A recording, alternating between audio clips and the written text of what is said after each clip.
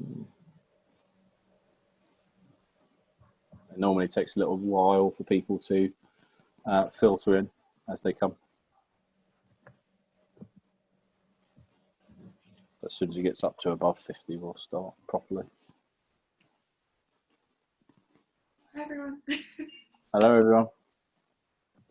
Hello. Okay. Just wait for it to get up to 50 and then we'll keep going. Oh, we'll start now. Hi everyone. Thank you very much for coming to our discussion, Getting Involved in Politics and Policy, with me, Adam Allnutt, the chair of the Young Fabians, Miriam Mirwitch, the chair of Young Labour. Say hi. Hi everyone. Thanks so much for having me. And Kate Dearden, head of policy at Community Union. Hi everyone. This is going to be a rounded discussion on how to get involved in politics and policy from the standpoint of young activists. You know, getting started may be one of the hardest things, sometimes quite daunting. It was daunting for me, and I'm sure it was daunting for the other panelists. And what this was set up to do was to be a platform for maybe some hints, tips, suggestions of how to get started, where to go. For a quick plug for what we've done in the Young Fabians so far. This is actually our 60th Zoom event, which is pretty good given how long lockdown's been going. We currently have 5 active policy projects, and the chair of the Health Network has specifically asked me that we have just launched our call for writers to write for our health pamphlet. We are writing an alternative health manifesto.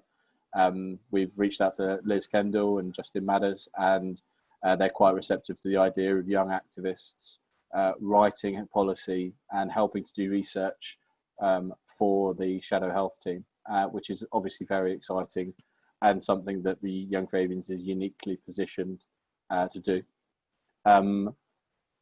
Without further ado, what you'll find is you have a Q&A function, the chat box. You know, please do feel free to come up with questions and do post them in the chat, and do post them in the Q&A. If they're in the Q&A, they can be upvoted and downvoted as well, which is quite exciting. So if anyone has a particularly pertinent question and feels that everyone would like to ask, then please do jump in there. Great. So without further ado, Miriam, how did you get involved in politics, and was there anyone who particularly inspired you? Hi everyone, and thank you so much to Adam as well for arranging this event, and for you all for joining us as well today.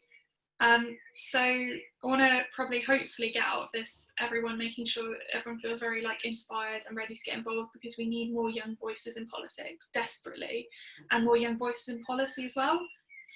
I joined the Labour Party when I was 16. It was about the same time as the beginning of the Tory and Lib Dem coalition.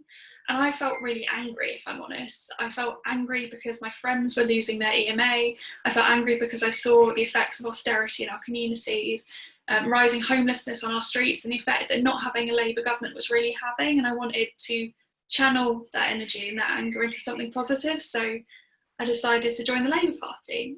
And it took me quite a few years to get involved. And that's why when I meet people and they say, oh, I've never been to a meeting before and I've been a member for ages, it's never too late to get involved. It took me 4 years or so to actually get, knocking on doors, to get going to meetings, to get working on, policy projects for the Young Fabians and things like that. So it wasn't until I really went to university, and in my final year, I got involved in my university Labour Club. And afterwards, I really missed doing politics with people my own age. Getting involved in my local party was really interesting, and I mean, sometimes not as pleasant as getting involved with other young people, because then you had more in common. There was more comradeship. You could go to the pub and everything after an event or after knocking on doors, and that was really positive. So I got involved in young Labour groups, and the thing that really encouraged me to keep on going was the support of other activists, and particularly other women. And that's one thing I feel eternally grateful, and it was really other women in Young Labour that inspired me to keep on going and keep on coming to things. And I think all of us have a massive responsibility when we're in the door and doing politics or coming to events or doing policy to help everyone else get there too, because you never know, someone might walk into an event and they might be the future Chancellor of the Exchequer or a leader of a CLP, or like, you know, a council or anything. And we want to make sure that, you know, everyone, you know, reaches their potential, because if the atmosphere is off-putting and unpleasant at that first event, that person might never achieve what they can to help and transform our society. So yeah, that's a little bit of a ramble from me, but pass on to Kate if that's okay. So why did you get involved in politics, and did anyone inspire you to get involved? Can everybody still hear me? Yeah, perfect. Thank you, and thanks Miriam and Adam again for organising the event. Really appreciate you all joining us this evening, and I hope, as Miriam said, this sort of excites you to get involved in politics and especially policy, which I'll probably touch on a bit more. But to give you a bit of background about why I got involved in politics and policy, it sort of just happened, if I'm totally honest with you. I was not really interested in school at all. Wasn't political, my friends definitely weren't political. And it was when I got to university that I started to really understand and recognise the importance of politics and being political. And it's a real privilege that I was able, one, to go to university, and two, to recognise and understand that privilege as well. And it completely changed my life, to be honest with you. Getting involved in campaigns, you know, I think it was when Equal Marriage Bill was being passed in Scotland. So I went to Edinburgh University, which is why I was at the Scottish Parliament, not out of random choice. They hit home the value of politics and of policy, and it was campaigning around that issue that really sort of struck my chord and made me energetic and excited about campaigns, and the value of shaping things and being able to make a difference. So, you know, at university, following on from those campaigns, I got involved in my Labour Club, I got involved in my Amnesty International branch at uni, and all these sort of various campaigns on human rights, workers' rights issues, and of course Labour as being my political home. So from then, I guess I continued to get involved in various campaigns and issues, from the EU elections, when they used to be a thing, general elections, local elections, the Scottish referendum, which was massive for my understanding of politics and campaigns, and of course most recently the EU referendum. So I'm not really going to list off my CV and sort of the steps I took to get into where I am today, and still sort of very much at the start of my political and policy insights. But what was sort of really started me when I thought about this question is that what's been true to this day is the issues that matter to me. I knew when I got to uni, and I probably knew before but didn't realise, that women's rights, for example, and trade unionism were of real importance to my values and to who I am. And it was sort of recognising that importance that they were part of my politics and shaped my approach to policy and the way I approached various different issues. So I think identifying sort of what matters to you, why it matters, and taking that as a sort of starting point and working from there is really, really important in understanding who you are and where you lie on sort of political spectrum and political issues. And helpfully, you know, that's shaped my politics this day. It's why I'm leading on policy for a trade union, and sort of those values have stayed true throughout my entire sort of political understanding so far. And just to sort of finally say that, really emphasise, because it's one thing I've learned that we don't talk about enough, is that politics is all around us. It's not just MPs and politicians or standing for elections.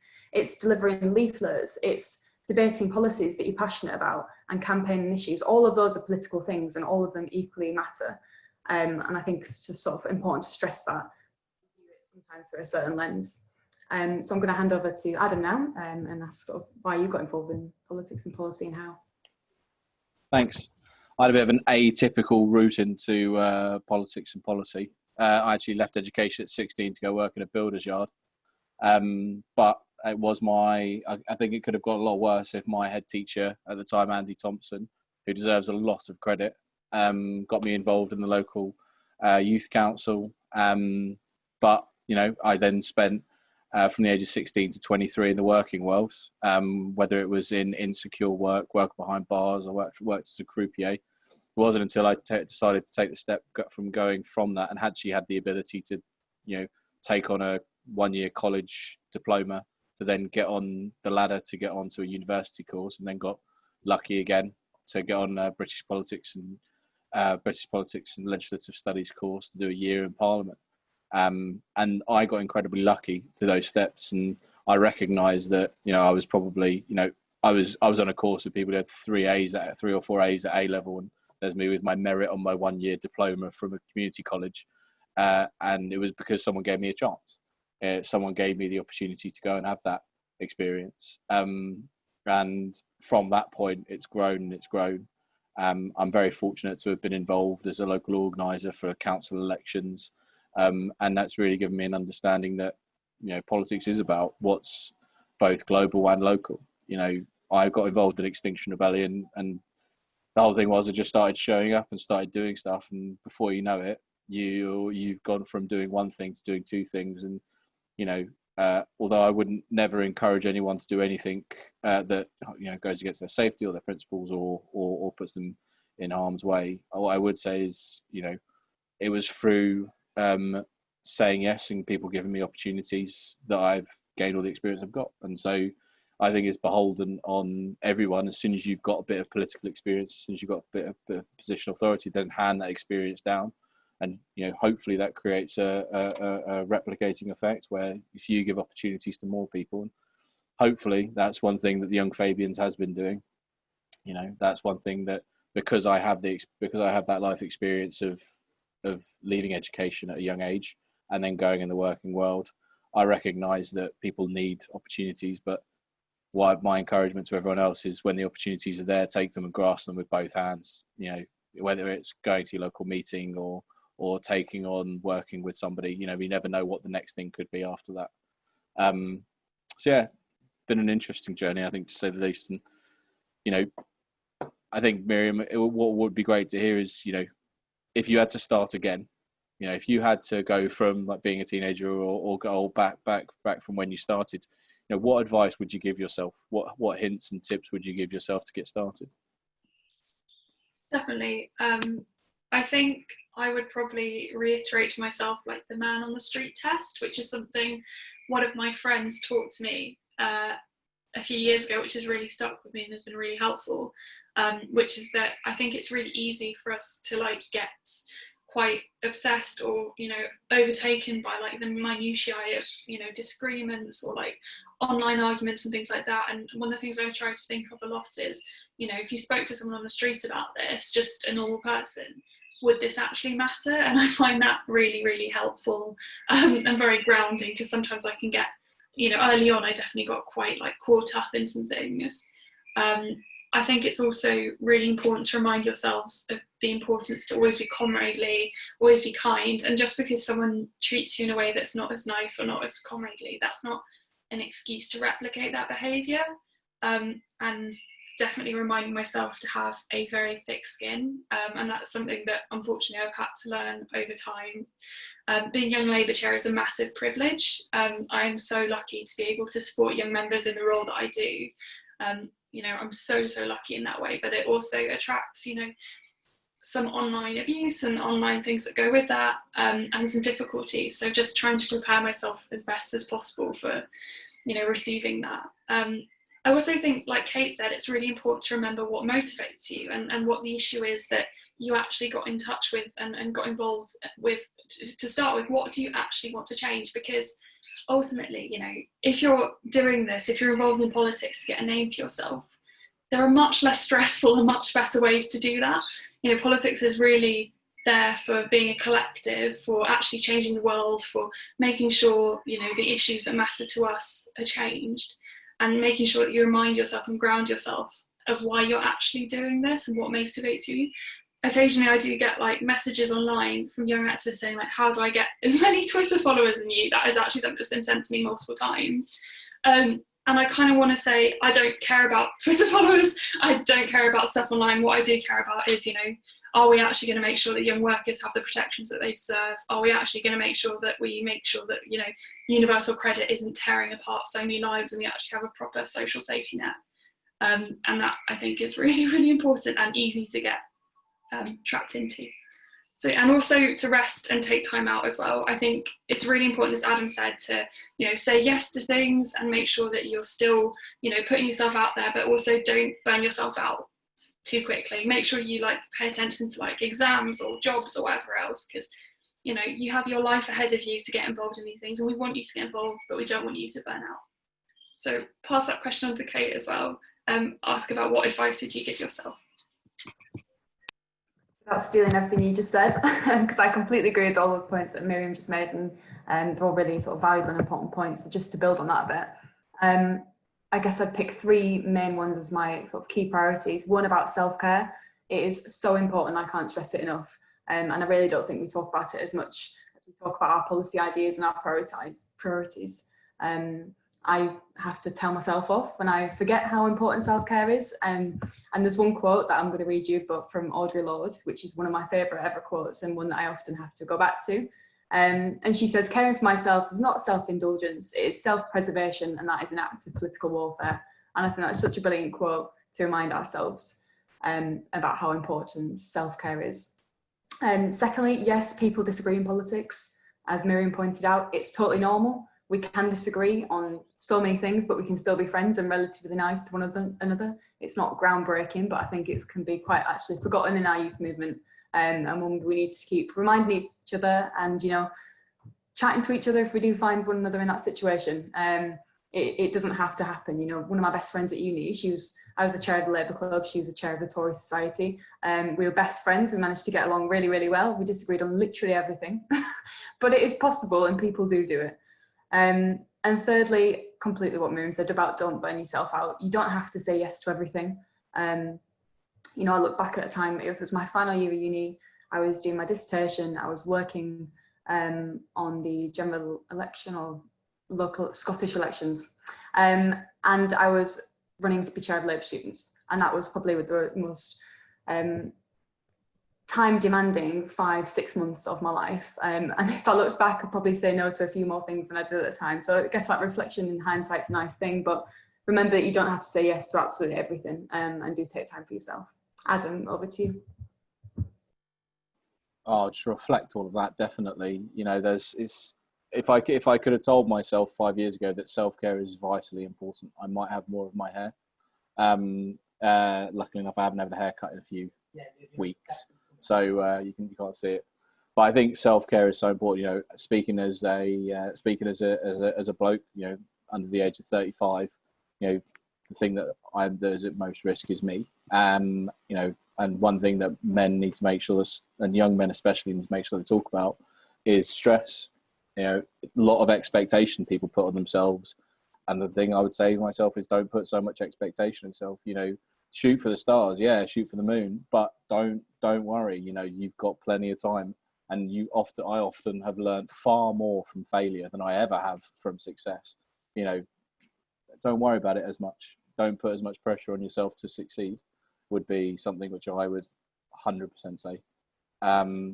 Second is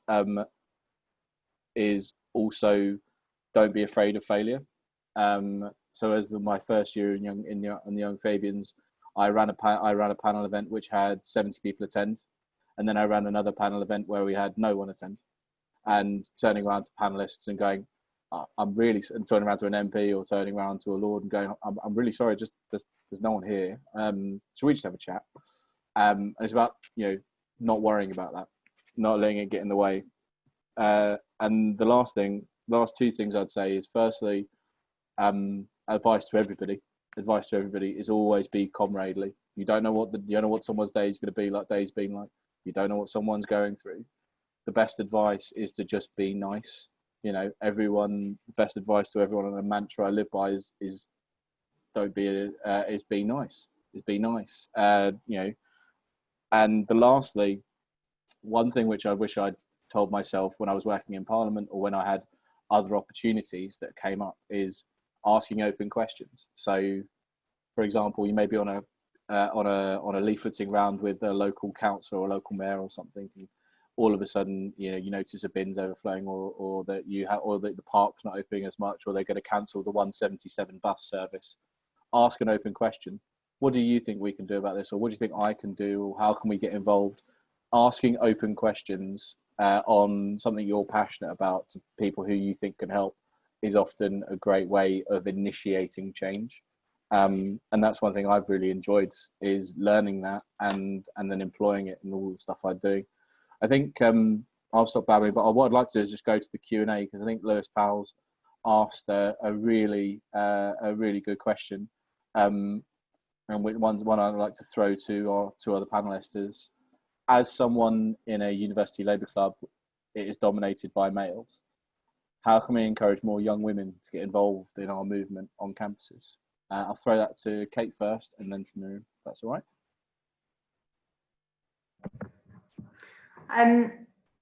So the main thing I think for everybody is that women's voices matter.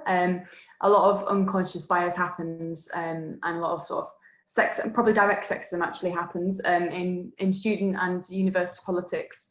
So I think every single time, for example, I ever chair a panel discussion, I ask the first question to be asked for a woman to set the scene, because I think it really, really makes a difference for other women in the room when they hear a woman asking a question, and a woman's voice really, really does matter in sort of making other women feel welcome and able to speak in a very male-dominated political world that unfortunately we often do live in. So that's one thing on women's voices. Secondly, I think it really matters about who you see, for example, on your freshers stalls or at any sort of debating club that you might do, or even any events, even drinks in the pub. You know, if I walked into my university labour club when I first got there and it was full of men, I'd probably walk back out. But luckily I met some brilliant sisters who sort of brought me in, took me under the wing and told me the ropes really. And I think that's really important, sort of who you see. Do they look like you? Do they sound like you? If the answer is yes, they're more likely to be part and sort of growing your movement and bring them along. And thirdly, you know, it's not just about women's issues that women get involved in politics. You know, we get involved in politics to talk about the economy just as much as any man would do. So I think, you know, avoid the whole issues around women's issues or attract women. Yes, they are important, and it's often women that talk about them. But that doesn't mean that that's the only reason they get involved. So be inclusive as possible, make sure women's voices are heard, and make sure that, you know, that women and everybody see people who represent them and encourage them to get more involved. I echo everything Kate said so much more eloquently than I could, like absolutely spot on. Like, what you have to elect women, invite women to speak, make sure that rooms like look like people, you know, a diverse representation of your community. It's so important. And if rooms don't look like that, they will put off people from getting involved. I probably don't have much else to add, because I think that was a really, really strong answer, to be honest. And making sure that, you know, your committees, if it's a young labour group, are gender balanced and representative of your community as well, is really important in young labour groups. And making sure as well that you're making space for women's voices, and you're not, I mean, it can be very easy when spaces are dominated by men for male voices to be the most loud and cut out other voices and other views. No offence to men are great, obviously, but you have to make sure that things are, you know, representative. We also have spaces where women can share our thoughts and our voices, and not just, as Kate said, on women's issues. That sounds great, absolutely brilliant. You know, I was the chair of a uni labour club, and I found it to be challenging, and I think it is about making sure it's inclusive and open. But I defer to Kate and Miriam's judgment on that. It's brilliant. I think I'm going to take another one from the Q&A, just because I'm going to take chair's privilege. Is there much support for young Fabians who haven't got involved in any of the projects before? Miriam's a former committee member as well, so I'll happily hand over to her in a second. Young Fabians is about getting members who want to do stuff and giving them the tools and skills and support they need to do it. I'll post my email in the chat.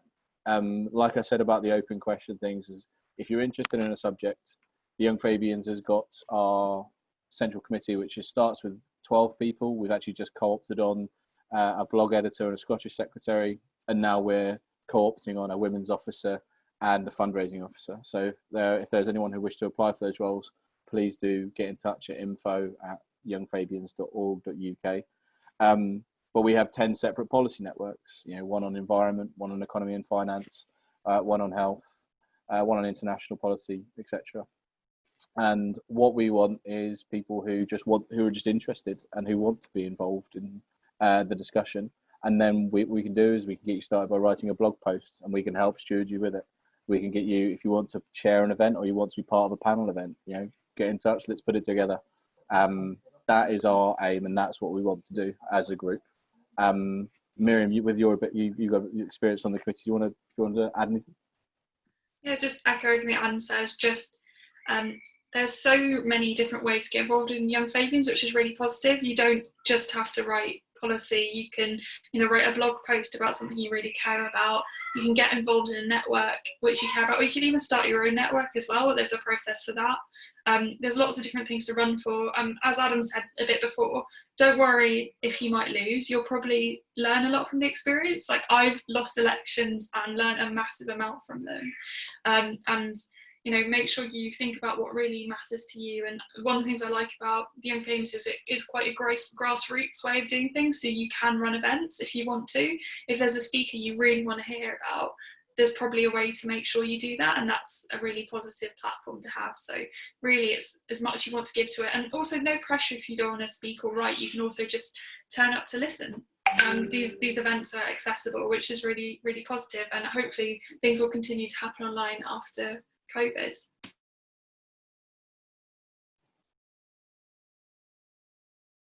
That is often one of the challenges. We are a relatively London-centric organisation, and that is something which I'm desperate to change. So this year we are launching a set of regional groups. So we're going to have Young Fabians North East, Young Fabians North West, Young Fabians Yorkshire and Humber has already launched, East Mids, West Mids, South East, South West, just to try and make sure that wherever you are in the country, you can get involved in the Young Fabians. Kate, I know you've not really done much of the Young Fabians, but did you want to add anything? No. Don't worry. If you would like to join, then just go on the Fabian Society website, fabians.org.uk, or search Fabian Society on Google. Like I say, we are very much a grassroots organisation, and we do what our members want. Or we give the members tools to do what they want. And moving on to a very pertinent question from an anonymous attendee. If I didn't have a chance to get involved in a uni labour club, so often inaccessible, fair, or maybe you went to university and you weren't into politics until you graduated, or maybe you didn't go to university in the slightest. How would you recommend taking that first step into politics and policy when you've already started in the world of work? Such a pertinent question for this discussion. And I'll take a first overview is, I'll plug the Young Fabians again, because I do think that it's a brilliant vehicle for it. And we have a higher age range than Young Labour. We're up to 31. So even slightly later in life, you can get involved in the Young Fabians. But also some of the best things are if you're working in an organised, which I'm sure Kate will explore more, if you're working in an organised workplace, to seek to get involved in your trade union and take on that responsibility. Get involved in your local council. Ask about a thing you're interested in, whether it's trying to stop people wearing down your street in cars and on bikes, or whether it's about making sure your park is greener and the water resource or water features or ponds and stuff all around you are well kept. Asking questions to your councillors and looking to see if you can get yourself involved in local campaigns, whether it's Friends of the Earth or anything else, local or global. Pick what you're passionate about. Miriam, did you want to pick it up?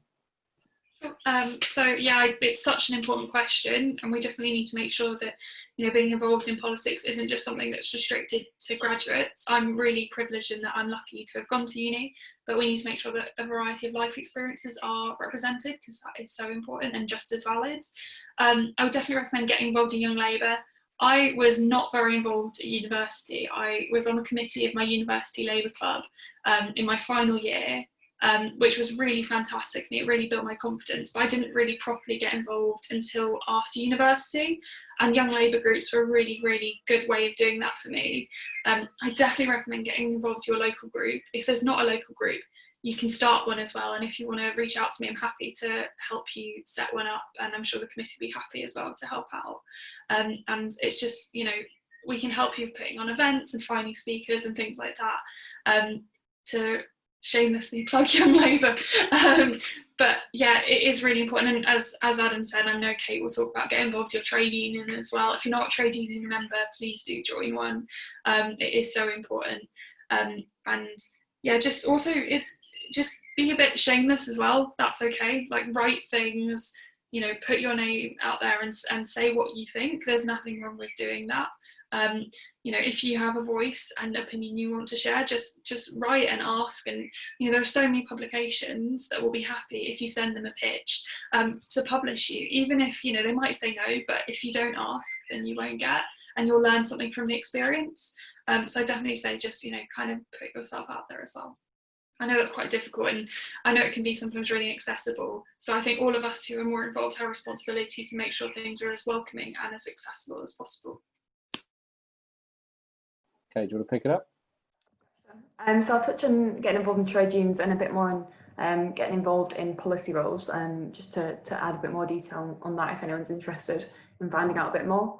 So yes, on trade unions, I'm say trade unionist and work for one, and would recommend every single person joins a trade union. Ideally that, you know, is beneficial for your workplace and that can best represent you if they are recognised, and if not, look for a union. There's 12 affiliated to Labour Party, and there will definitely be one for you. I work for a community trade union. We'll be happy to talk to anyone about who we are and what we do if you're interested in finding out a bit more afterwards. But do get involved in your trade union and any events that your trade union puts on. You know, it's so important that when we talk about politics, that we talk about workplaces and the impact everything has on workers, you know, the backbone to our economy and to the Labour Party. So how are workers impacting our economy? How can we shape our economy for workers? And what does a future world of work look like? All these questions are key Labour issues and ones that we need young workers and young voices shaping. And trade unions, you know, that vital place for that. But not only in shaping directions, but supporting you when you need help and when you need support at work. And I think, you know, getting involved in the world of work can be quite a daunting thing when you've not really been involved or had the opportunity to before. And a trade union is something and somebody that will constantly support you throughout not only your work life, but your family life too. So that's my trade union pitch. But there's so many different ways you can get involved in a trade union too. You know, and there's a lot of lingo around trade unions that you might not be aware of, and talk to someone, ask questions, don't be afraid to ask. When we talk about sort of trade union reps and all this kind of language and branches, talk to someone and ask about it. It is accessible and should be a lot more accessible than it already is. And it's, you know, the trade union's responsibility to do that. But also trade unions are their membership, and, you know, you can get involved and shape your trade union as much as you want to. You know, if you don't want to, that's absolutely fine. But if you do, you do have the opportunity to do that. A lot of trade unions have young member committees, events for young members and young workers in particular. And all trade unions have conferences that you can get involved and sort of submit policy to and shape it. So do have a look at the trade unions. I think it's on the Labour Union's website, and see which is for you, and get in touch if you've got any questions about community. And then just to quickly touch about building sort of your experience in getting involved in policy in particular. What I'd say, and really, I think we've touched on this already, but just to stress it even further, is that you don't have to be an expert in everything, or even that particular thing. You know, even your values and your thoughts about that certain issue are just as important as anyone else's. So just do your research and find out as much as you can about a certain issue. But also, you know, look at doing writings and blogs for so many different websites. There's loads out there, loads of really good Labour ones. The Young Fabians, obviously, and the Fabians sort of wider website, but also Labour List and loads of other Labour affiliated societies and blogs and websites that you can get involved with. And I think it's a really good experience to, you know, develop something and write something that interests you and that you want to find a bit more about, and tell everyone why it's important to you, and why it matters. And I think there's little things like that that can really help develop your policy experience, develop your arguments and understand issues better. But do remember that you absolutely do not have to be an expert, and you just sort of widening and expanding your research and your knowledge. Yeah, it's so important. Just being interested in the area you want to be involved in is so important. And I think I'm just going to bring in another question which has come in through the Q&A to sort of just extend the policy experience bit for graduates, and I say also for non-graduates, doesn't matter. It's quite difficult to get into a policy-related field without a specificity on your experience if it's quite general? What advice can you give to people attempting to gain general policy experience? Now, I work for a recruitment agency for charities and not-for-profits, and a little bit of a trick of the trade, not necessarily for me as an agent, but for job seekers and also people looking to gain experience, is find what you're interested in, whether it's local or global. And my recommendation is find a small or medium-sized charity or campaign group, find policy managers, find campaign managers. You go on LinkedIn, you search for the organization, you go and you look down the list of people, and you find the policy manager or you find the campaigns manager, and you ask an open question. You know, is there anything I can be doing to help? Would you be interested in someone doing some research for you? You know, trying to gain that little bit of experience, those little crumbs, those little golden crumbs of experience. But also, more importantly in this is the networking effectively with people who work in the field, to see if they can help you gain the experience, introduce you to other people to help you gain more experience. And that way, build it up. And then eventually maybe you get an opportunity somewhere else to do something else. So that would be my little bit of word to the wise, and a golden hint for the day is ask an open question after you've found someone who might be receptive. It may take you 20 emails. It may take you a little bit of trudging, but find someone who could be interested in you doing work for them, and then offer to do it for them. Kate or Miriam, did either one of you come in on that as well? Miriam? So I work in policy, but I want to stress that everything I say here is not representative of my employer, and I'm not representing them here today. And I do keep a very defined distance between what I do for work, which is I work in policy in the public sector, and politics. But I would say, echo what Kate says, you do not need to be an expert in your policy field, but I think what you do need is to be able to demonstrate some soft skills if you can, and think of examples of when you did this. And you don't need to necessarily find those soft skills in a policy job, you can find them in other places as well. So things like the ability to write and communicate really strongly, you can demonstrate that by doing lots of things within the world of politics or the world elsewhere. I think you need to be able to make a judgment and then convince people of your judgment as well, whether that's the right judgment or not. So again, just try and think of examples and ways in which you can demonstrate that as well. And also the ability to think critically and analytically as well. And I think that's really important. And there's a lot of tangible also skills you can get, which are really helpful too. So things like project management, Excel skills, data analysis skills as well. And yeah, you don't need to necessarily be 100% an expert, but you do need to be willing to learn as well, and willing to educate yourself on a policy area you might not know about. And actually, I think in the course of a lot of policymakers' career, they might work in different kinds of policy areas or different specialties. So you don't necessarily need to be the number one expert on one niche bit. And don't let people put you off by using jargon or using things that you might not know about in detail. And yeah, I love policy. I think it's really great, and you can hopefully change things through doing it.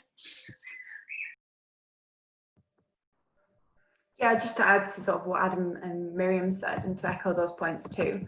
So the degree I did was totally not what I'm doing now. And as much as I love my degree, I don't really use the policy and all the things I learned from it specifically, but it's definitely those skills that have been important to all the work that I've done since, and everything Miriam said about how important skills you might not even recognise at the moment that you have, how important they are and could be for a policy sort of related job.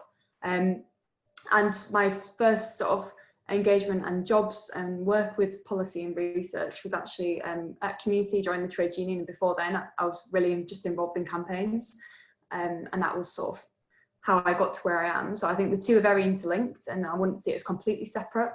Policy is part of everything we do, as is politics. Do see them as interlinked things, and that the experience you have from one will definitely feed into the other, and the skills you might already have or that are looking to have can be easily obtained if you do have the opportunity to experience them and to develop them. But if not, there's loads of opportunities out there for you to develop your skills. We can definitely point you in sort of the direction of different events and conferences that you can attend to develop those skills and your experience. but more practical ones. Trade unions offer many learning opportunities and courses as well, and another sort of good route for you to develop and upskill and progress yourself if that's the route you're looking to go down. Excellent. Excellent. And I think Miriam's point about soft skills as well is mightily important. Just trying to, putting across an argument and in a debate and being cordial about it is much the same as in your CLP meeting will be the same as when you're meeting with officials. Building those soft skills and soft approaches is often vitally important. I'm just going to take a question from Toby. Toby, where is it?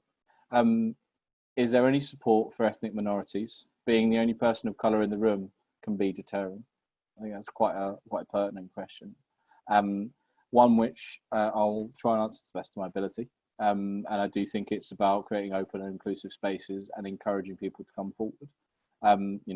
One thing which I hope I do in the Young Fabians, and one thing which I hope other young groups do is try and encourage people to get involved from all backgrounds, from in all kinds of tasks. I want people to be involved in economy and finance, environment. It doesn't really matter what the subject matter is. Encouraging people to be part of it and trying to recruit more people into being involved is often something which is quite important. Sometimes it doesn't work, sometimes it does. We succeed and fail sometimes. I was wondering if Miriam, do you want to come in? So I'm not a person of colour, but I am a member of an ethnic minority. So I definitely think it's really important in general that we do all we can to promote BAME voices as much as possible, and that we make sure that all of our spaces are representative and have full representation of people of colour, and that we do all we can to make sure our movement is as diverse as possible. And part of that means everyone recognising their own privilege and promoting voices that are different from theirs as much as possible. And also I definitely recommend getting involved in the different social societies as well within the Labour Party that represent different groups. So I am on the committee of the Jewish Labour movement, so you can get in, and there's also other organisations like Sikhs for Labour, there's also the Labour Muslim Network as well, so different organisations to get involved. But it shouldn't just be that, as an ethnic minority or as a person of colour you are forced to be in a certain space. You shouldn't have to walk into an event and be told you are now going to be BAME officer and that's the only thing for you. We want more MPs, more council leaders, more councillors, more leadership of every single level of the Labour Party and of policy, who are from a diverse background and a variety of life experiences. So that's really important, and a key part of that is making sure that our spaces are accessible, and we also stand firm to all discrimination wherever we find it as well. Okay, did you want to pick anything up from there? Yeah, just to build on both of your points already raised, I really, the more diverse we are, the better we are as not only a party but as a country. How boring would it be, no offence to white straight man, but if we were all white straight men in our politics and our policy, and it'd just be ridiculous. So really making sure that we are as diverse as we want to be and as representative as we want to be and inclusive as we want to be, as all really, really important things, and getting as many people involved in politics and policy. And especially what Miriam said, to completely stamp out any racism and discrimination wherever and whenever we find it. It's completely not acceptable in any part of our movement. And the better we are and the better we get at stamping it out, I think the more inclusive we can be and actually act rather than just speak. It's brilliant. It's brilliant. And to bring in an anonymous question, how do you actually affect and effect policy?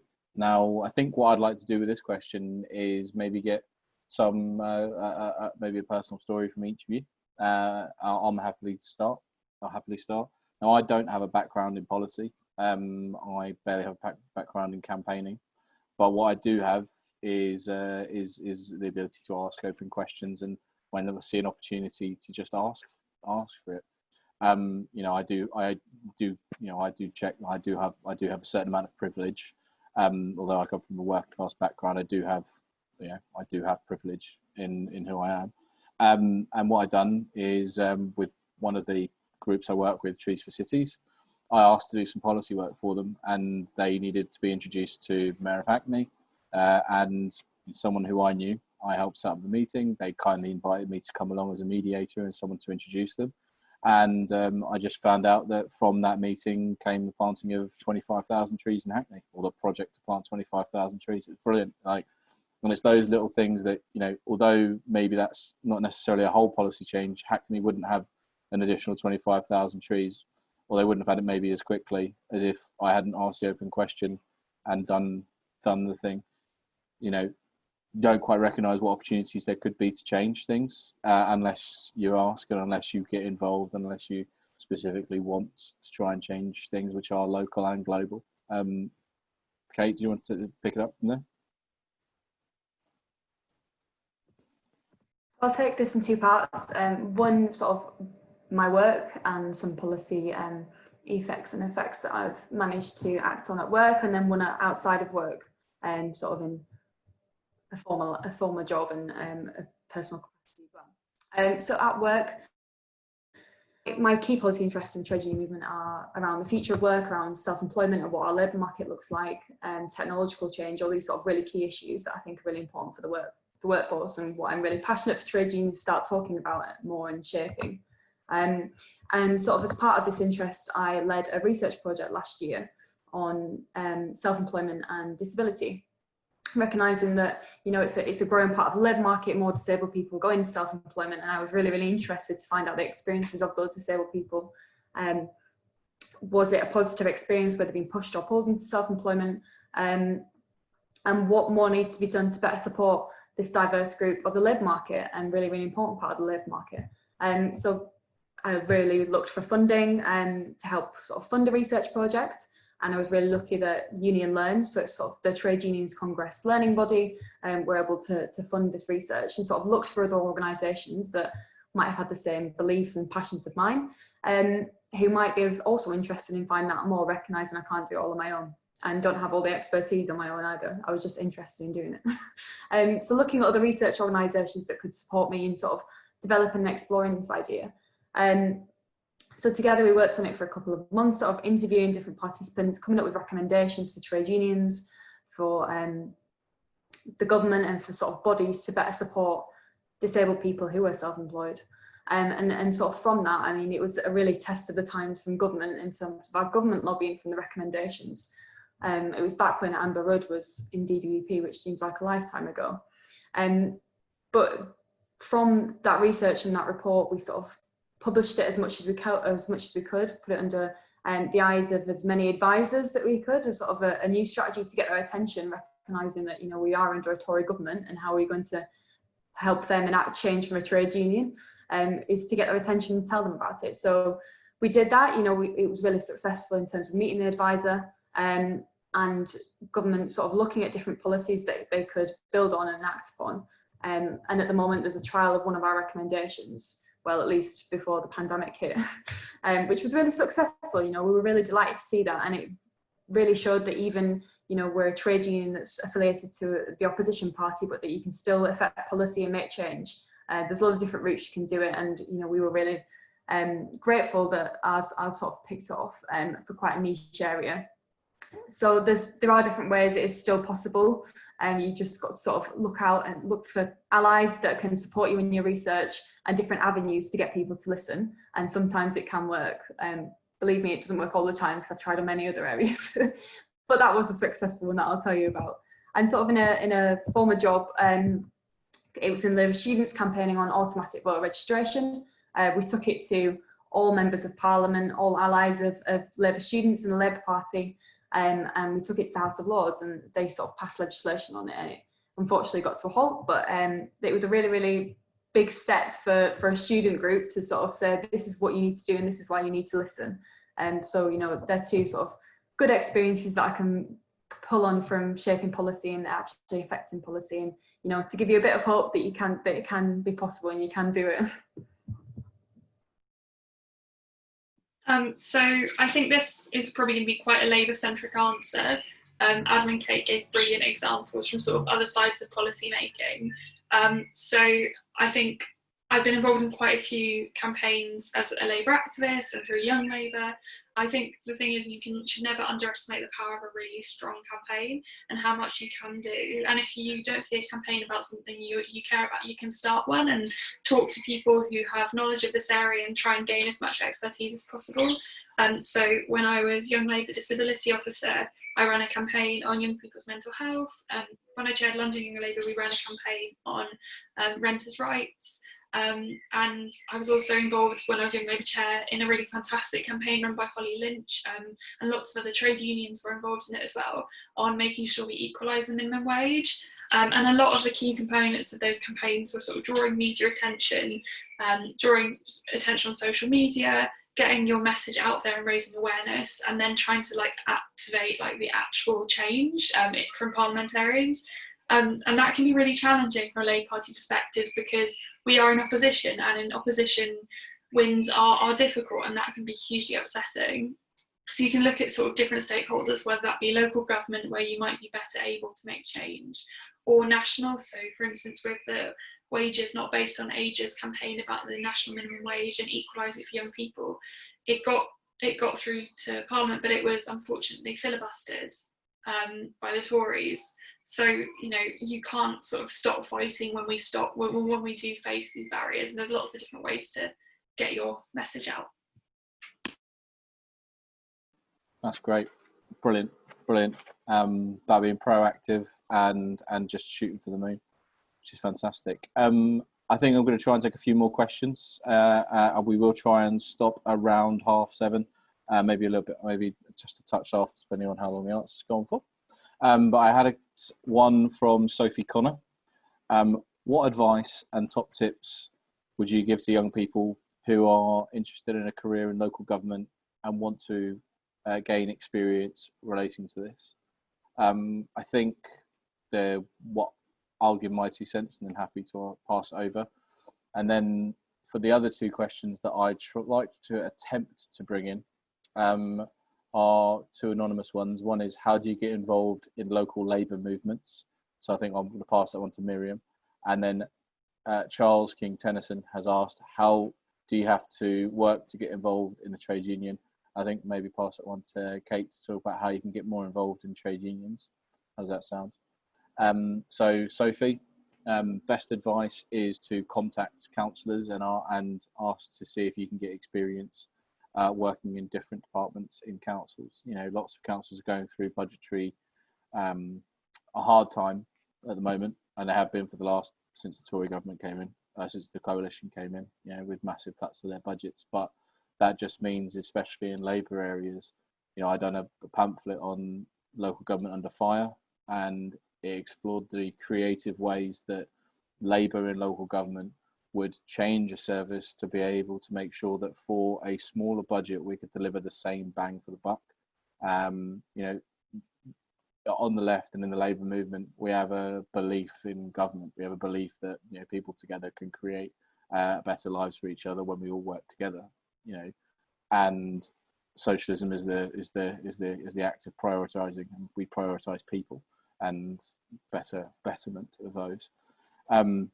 Nothing to do with your answer, of course, but what I'd say is you contact your local councillors, try and see if there is work experience programs, try and see if there's experience to talk to the mayor, talk to the local mayor or council leader. Often they're looking for ideas and activists and people to help, and that could be a good way in to answer those open questions. Miriam, did you want to take on the question, how do you get involved in local Labour movements? So I think the most important thing probably is to try and just get involved. So go to meetings, go to events, go to campaigning and things if you can, but don't be afraid to ask questions. And if people are talking acronyms or trying to say that you need to know everything before you get involved, don't be put off. Sometimes people will try and build barriers, especially in front of young activists, to try and stop them from getting involved and to trying to deter people. But actually, your voice matters just as much as anyone else's. And I've met so many phenomenal comrades through local Labour Party things. and just, you know, have the courage to ask questions and ask for things to be defined, because, you know, I'm as bad at this as anyone else is. I sometimes speak in acronyms, and if you have a question, I imagine there'll probably be several other people in the room with exactly the same question but who are too nervous to ask it. So there's courage in saying that you don't understand, and also it helps to challenge people to be better. And I'd say, you know, get involved in your local branch, get involved in your local meetings, you know, stand for positions. Depends on the structure of what your local Labour Party is, but you can ask for that to be explained if you need. And, you know, just go along to canvassing sessions and try and be as enthusiastic as possible. That's really important. And if there's an event you want to run, suggest it and try and do it as well. And talk to people and ask their advice. I also think it's really important that you use friends and allies as a support network, because sometimes things can be quite challenging and sometimes they can be a little bit hostile in bad cases. So make sure you have like a group of friends you rely on, whether they be political friends or not political friends, to help keep you grounded and supported. And if you're a young person as well, I tend to advise that young members like try and go to meetings with other young members, so that way you feel a lot less outnumbered and you can go to a pub or a coffee shop afterwards, and you feel like you can be taken more seriously by members who are a lot older than you. And I'll take the trade union question. So thank you for asking it. And the simple question is, no, you don't have to work to get involved in the trade union. Sorry, the simple answer, not the simple question. There are different rates for different costs. So, you know, if you're unemployed, you can still join a trade union, obviously for a less amount per month. If you're a student, there's a student rate. I think every trade union has a student rate that's much cheaper, that can enable you to get involved. And there's also an apprentice rate for those who are apprentices, and there's a cheaper rate for those as well. But there are loads of different rates for every type of worker or non-worker, and depends on your situation. So definitely check out the subscription rates on the trade union you're interested in joining and looking at. Great, thank you for that. Kush Sharma has reposted a question, which I think I'd like to take. Great talk so far, guys. Thank you. What was the first political act or involvement you each undertook? How have you guys juggled your other commitments? Is it possible to have a busy career alongside being involved in politics? Thanks. I'd also probably say, is it possible to have a busy career, a family, and being involved in politics? It can be often very challenging. I'll start and happily open it to Kate and Miriam. I think my first, if I remember rightly, my first political act was to help encourage the building of a new youth centre in Hawley, near Gatwick Airport, where I come from. A very Tory, if not UKIP area, that you know, I was a young person who they'd basically never seen young people before in the local council, so for obvious reasons. And yeah, it was to help lobby for a new skate park and for a community centre, which was great. Miriam, can you remember yours? My first political thing I think I did was, I remember going to anti-cuts marches in like the beginning of the Conservative and Lib Dem government. And I remember going with my mum, who's a midwife, and I remember being there with lots and lots of midwives and just being incredibly, and also other trade unionists as well, and being completely struck by, you know, the injustice of what was happening to our public services and how absolutely heartbreaking it was. And just getting out there it felt really powerful. And I think often it's really tempting to feel powerless as a young person. And I meet so many young people across the country who have really strong beliefs on how our society should be run, and they don't necessarily call themselves political, but they are political. They just need to be given the power that they deserve. And I think politics helps us to, and policy helps us to find that power to change things. For me, apparently this happened, but I don't really remember it. It was about when I was 6, and I was sat in on my dad's trade union rep meeting in his workplace, drawing away while he was consulting with his colleagues at work. So that's probably my first political act that I was or wasn't aware of. And sort of the one that sticks out to me the most, I don't think it was the first one I did, but it's definitely sort of one that stayed with me, is what I mentioned at the start when I was campaigning outside the Scottish Parliament for equal marriage to be passed through the Scottish Parliament and sort of replicated with the rest of the UK. That was definitely one that stuck with me, and that meant a lot as a political act, and one that I was really proud to be involved. So that was an important one. And then to move on to the second part of the question, you know, I have a busy career, and you know, I possibly spend too much time, I think it's fair to say, on politics outside of work.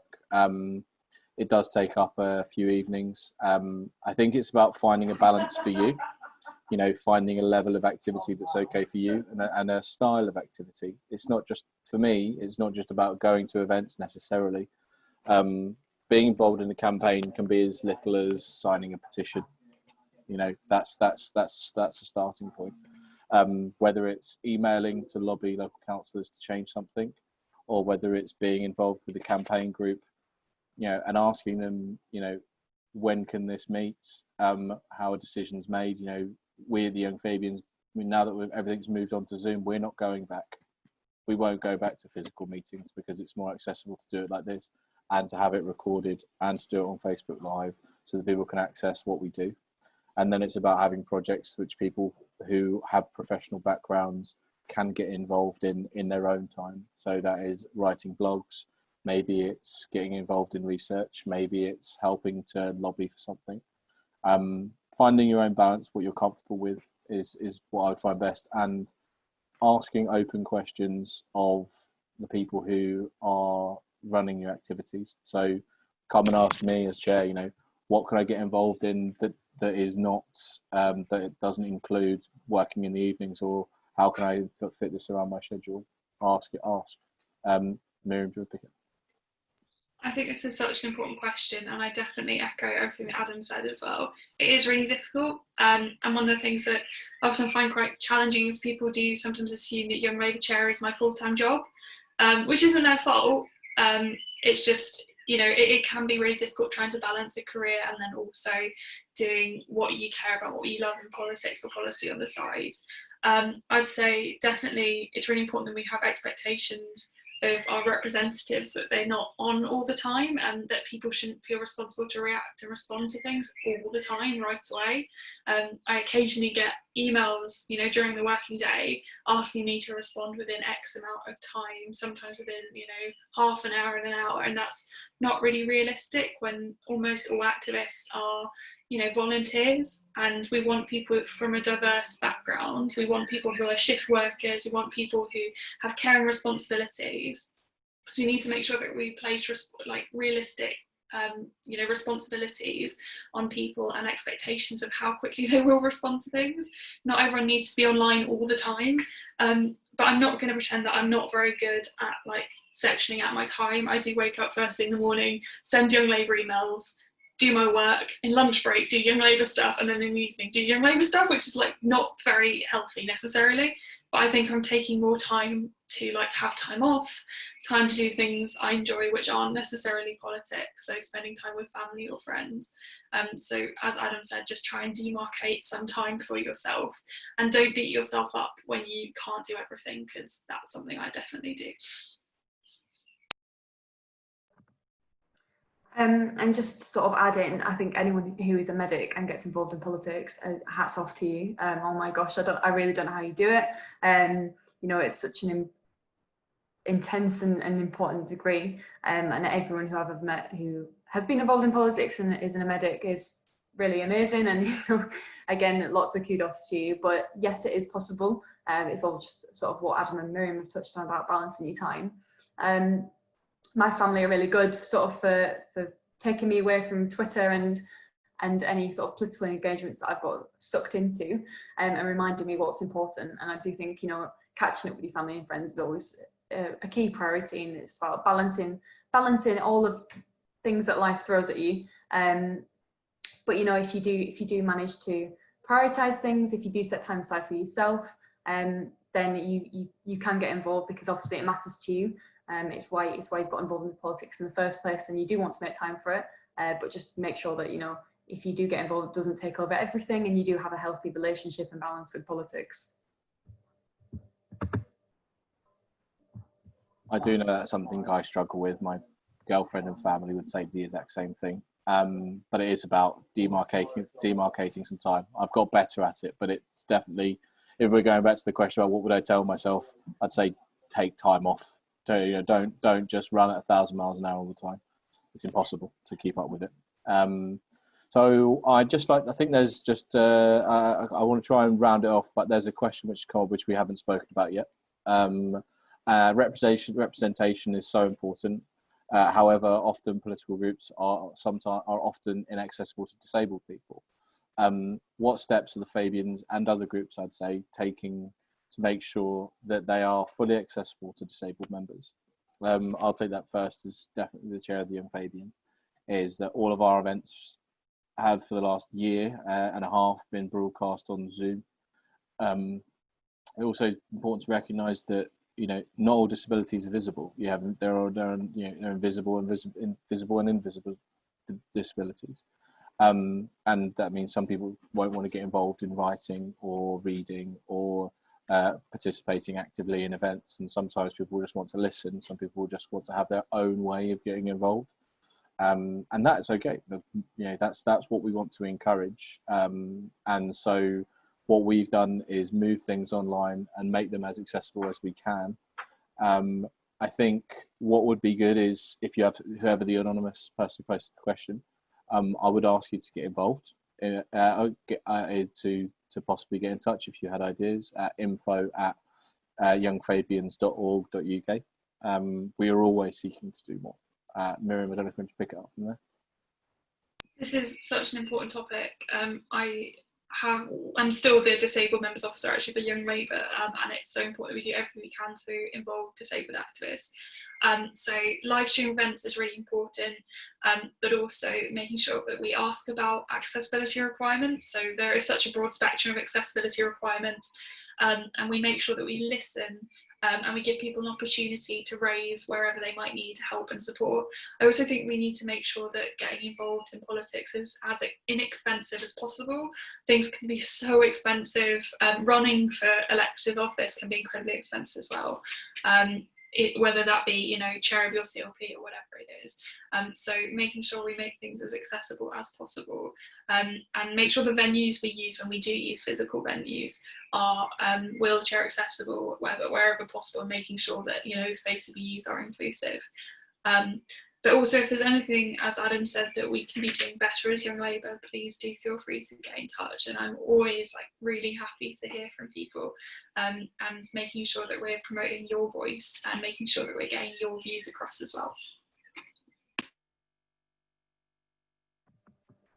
And just to quickly add, I think there's sort of loads of different ways we can try do events and try and engage as many people as possible. It's one thing that this current situation has shown. I think every event I've been involved with has had more people participating in sort of evening discussions like this, because you can just dial in and dial out whenever you want. And I think that's a really, really positive thing that's been brought out of the situation, and I hope it continues after the crisis, because I think it is a lot more accessible to many people. You don't have to turn up to an event and stay for the full hour if you don't want. But when we do sort of meet in person again and we do have events, it's so important to make sure they are accessible, as Miriam pointed out, and that they are open to everybody who wants to attend and to join. But hopefully we do a lot more different kind of events, that a different way of doing things, and keep trying it from sort of all different mechanisms to make sure we are as accessible and open to as many people to get involved as we want. Brilliant. And I can see there are just a couple of questions to me, I think, specifically, so I'll just rattle through them. If you're looking to get involved in the Young Fabians during lockdown, please do email me at the address I've put in the chat to Amy. On the accessibility project, is there a plan for British Sign Language interpreters for events like these so more people can get involved? It is something we've looked into, and it is something we're working on. I can't guarantee any outcome yet, but it's something we're looking into. And Victoria's asked, do you mean physical and streamed online, or online only forever? I do mean physical and streamed. Although, for example, our exec meetings from now on will only ever be on Zoom until the new committee, if they decide to change that. Great. So I think what I'd like to do is just have some closing comments and tips from myself, Miriam and Kate, and then we'll close the event. So firstly, thank you all so much for joining us. I hope you've got some useful information.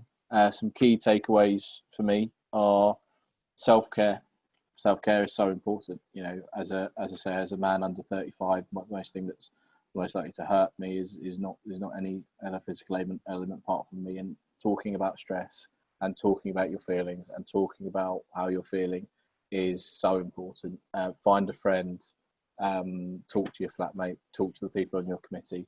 Don't be afraid. There are lots of other people going through what you're going through. Be comradely. It's also about developing this comradely thing. Is also about developing the soft skills for a professional environment. You don't